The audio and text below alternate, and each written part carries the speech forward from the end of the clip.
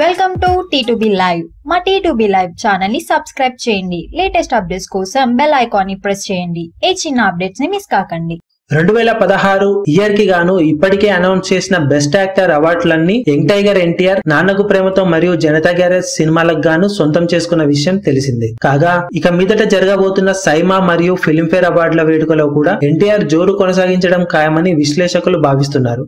ఈ రెండు అవార్డులలో ముందుగా సైమా అవార్డు వేడుక అతి త్వరలో జరగబోతున్నట్లు సమాచారం. కాగా ఈసారి ఎన్టీఆర్ కి పోటీగా నాగార్జున, రామ్ చరణ్, నాని, అల్లు అర్జున్ రేసులో ముందు నిలిచారు అని చెప్పొచ్చు. కానీ విశ్లేషకులు చెబుతున్న వార్తల ప్రకారం ఎన్టీఆర్ కే బెస్ట్ యాక్టర్ అవార్డు వచ్చే అవకాశం ఎక్కువగా ఉందని అంటున్నారు. మరి ఇది వరకు జరిగిన అవార్డు వేడుకలను పరిశీలిస్తే ఎన్టీఆర్ కే అవార్డు రావడం పక్కాగా కనిపిస్తున్నా అవార్డు వేడుకల్లో ఏమైనా జరగవచ్చని విశ్లేషకులు అభిప్రాయపడుతున్నారు. మరి మీరు ఎవరికి అవార్డు కన్ఫర్మ్ అనుకుంటున్నారో కింద కమెంట్ సెక్షన్ లో చెప్పండి.